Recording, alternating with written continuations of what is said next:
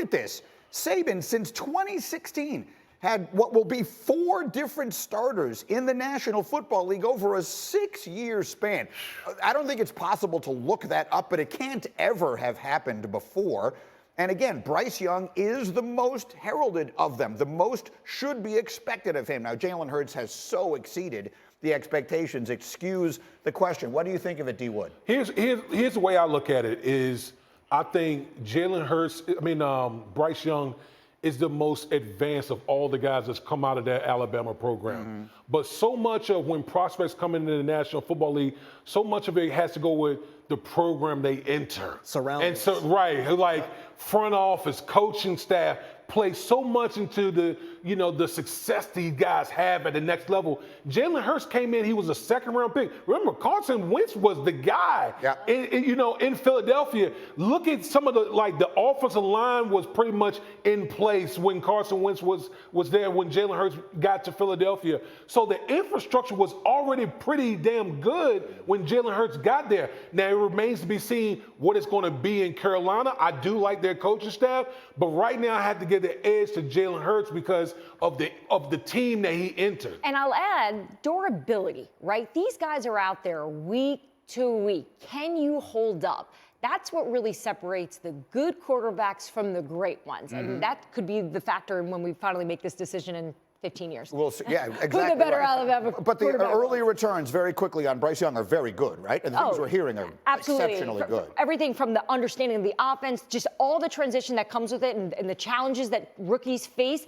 He's scoring all A's across the board. I'm hearing nothing bad. And look, it's honeymoon phase, but still all really good reviews. He will start their first preseason game Saturday night against the Jets. Yeah. That said, have they put enough around him in your mind for him to make the seismic leap? I don't think the seismic leap. I think they can make a leap. I think they should, right, with what they surrounded him. We know that he needed the weapons, okay? We saw it. We literally saw every week. He had nobody out there, right? So they were able to figure that out. I do think the comfort in this offense will be another thing to help. And look, there's a lot of hype right now. I just think it is so challenging in this league to go from being the worst team to then make a playoff run, right? And if so, Coach Eberflus should be Coach of the Year if he is able to do that. I just don't think they have enough horses at this point. And to be clear, I agree with that, but we can see what we need to see from Justin Fields without them making the playoffs. I mean, they go from you win half your games, and we'll know it if we see it. What do you expect to see from Justin Fields? I expect tremendous growth. You talk about now he's the second year in Luke Getsy's system, like Diana just mentioned, but what Damian Woody just mentioned as well, the timing and the rhythm. You now have that number one wide receiver. Can you make that jump like we've seen a Jalen Hurts, like we've seen a Josh Allen, but also not holding on to the football, getting rid of it, not taking sacks if you don't have to. Just a better understanding and the grasp of the offense going into year 2 under Luke Getsy. Can DJ Moore be to Justin Fields what A.J. Brown was to Jalen Hurts and what Stephon Diggs was to Josh Allen? Absolutely, because, when you have a number one guy, what it really comes down to, Greeny, is like, when all is failed, I know I got a dog I can throw the guy. I can throw the ball to. Right. That's what it's all about for these young guys, because they're still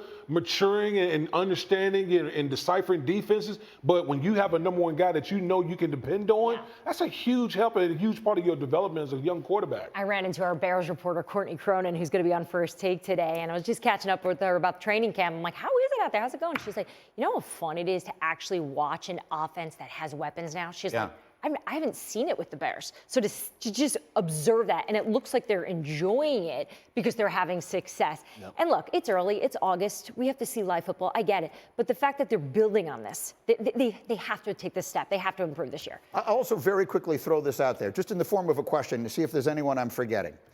The best running quarterbacks that we've ever seen, in my view, are Michael Vick and Lamar Jackson, in either order you want to put them. Who else has been better at running with the football than Justin Fields? I can't think of another quarterback that ran with the ball. That's the combination of the size Cam Newton, the maybe? speed. Cam Newton's the closest I can think of. Wasn't a burner, though. Not like that. More so of a bruiser. Right? Cam was so big. I mean, Justin Fields is almost that big, and he runs like a sprinter. I mean, you watch this guy run with the football, and obviously the moves, the elusiveness.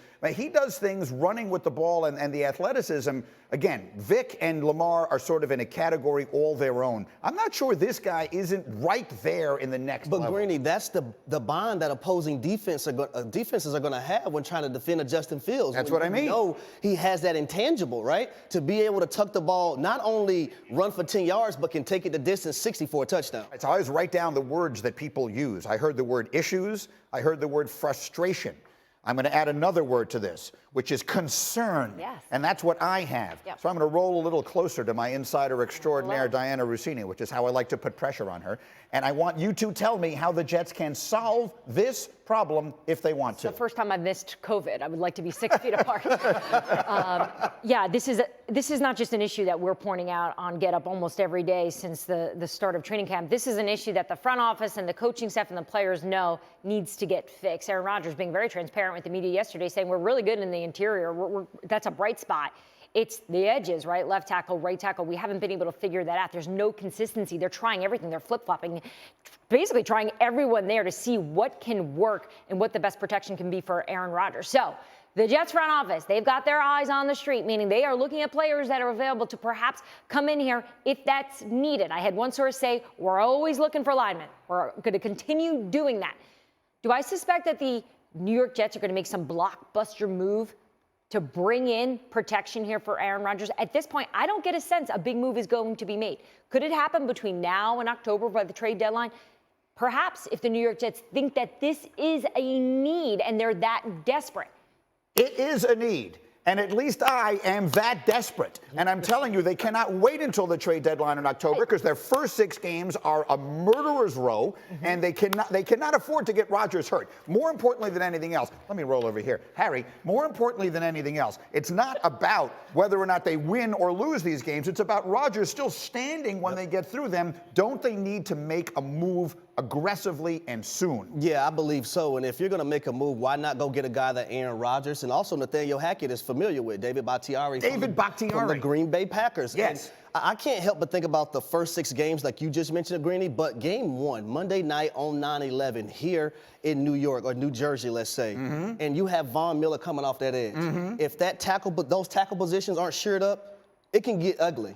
It can get ugly on Monday Night Football, so I think they should make a move. And here's the thing. If the money works out, try to figure it out. But Aaron Rodgers needs to be comfortable. Otherwise, it negates everything that you gave up to go and get him if he's not healthy. Okay, I can't roll to D Wood. I'm just coming over here. D Wood, is David Bakhtiari the answer? Does that solve the problem? Doesn't solve the whole problem, Greeny. It doesn't, because David Bakhtiari has been exclusively at left tackle. What about the other tackle position? You heard Diana talk about it. It's both edges, both tackles. It's the edges. So listen, they got bodies. They got Dwayne Brown, who's on PUP. They're expecting him back. Don't know when he's going to come back. I think that's really the big issue right now, because we're also talking about getting the linemen, the starting group to play together, to have some chemistry and cohesion. That's the deal. But Greeny, we are a month away. No. Can I use what Aaron Rodgers used before? RELAX? Yeah. Relax. Okay. Can we relax a little bit right now? No. We can't. No, We can't no, relax. no. We can't I'll tell you why we can't. Okay. I'll tell you why we can't. I'm not even sitting down. I don't want the chair. Here's why we can't relax. Because of what Diana just said. One of those teams is going to get left out of the playoffs. The Jets cannot afford early losses, and they sure as heck cannot afford to get Rodgers hurt. I think if there was they got to be all in for this year. Rodgers just gave them back $35 million, and I'll chip in some if I have to. We need to get help now. Let's just play Joe Douglas right now, okay? Let's see what would it take to get Bakhtiari, right? So the cap hit would be around $21.3 million. The Jets have about $16 million of cap space left. I think that they can get a bit creative. You can see here it's look, and those are good numbers. He only allowed 1 sack last year. He missed a bunch of games. Right? He's been hurt. He's had significant injury issues, right? It's been years since he's played a full season. Now he recently said that he feels good. This is the best he's felt. Last year was really difficult. Could injuries be a concern for the Jets? Possibly, but you can make an argument this is a much better fix to the problem that they have right now, because this does not seem to be working If there's one thing we know about David Bakhtiari, that man can chug the heck out of a beer. We've seen him at the Milwaukee Bucks games. Do we have it? Here it comes. We do have it. This is Bakhtiari on the big screen. Watch that. D. Wood. That's an offensive lineman for you right there, right? Oh, there's one. Hold on. We're not done. We're not done. That boy. Look at that. I'm drunk just watching that. What do you think of that, D. Wood? And look at Aaron. No, see, he's not. No, see, no. Aaron, no. Stay in your That's lane. exactly how I chug. It's just like me. He has a little like stomach. little sips. He's struggling. He has a little stomach. He's struggling. He's hurting. You know what? It's the indigestion, right? It's just He's more of a Scotch guy. Care. But Bakhtiari, D. Wood, that's our answer. That's impressive. That's me. That's like me in my heyday right there. That's me, like literally in my heyday. I don't roll like that anymore, but I'm impressed with that. I think the comfort, the relationship, whenever you talk to offensive linemen about their growth during training camp, they always point to the trust factor, right? We're growing trust with one another, comfort. This is a team that does not know each other. We saw it on Hard Knocks. They're having fun. They don't know each other. They've only been around each other a few weeks here. So this offensive line is challenged by that. On top of the fact that they have a new offensive line coach. You have everything working against the Jets here. And we discussed this last hour, and we'll say it again. We all remember what Patrick Mahomes looked like in the Super Bowl against the Tampa Bay Bucks when that offensive line was a disaster. Right. Even a guy as mobile as Patrick Mahomes, who is a magician out there, wasn't able to sustain. One very quick final thought. Why should the Packers want to do this? Because if Aaron Rodgers plays a certain percentage of plays, the second-round draft pick that they got for Aaron Rodgers turns into a first-round draft pick. Also, if you have Bakhtiari, you're able to get off that contract in which, he's making a lot of money. Okay, I'm going over here. Go ahead, get the shot up. I'm going to make this plea in front of my jersey. We need this man standing tall when the season ends. Jets, go do it. Again, Diana's not reporting it's happening. I'm reporting they should do it. The Jets should go out and make a trade for offensive line help immediately, and David Bakhtiari would be the perfect place to start. Thank you for watching ESPN on YouTube. For live streaming sports and premium content, subscribe to ESPN+.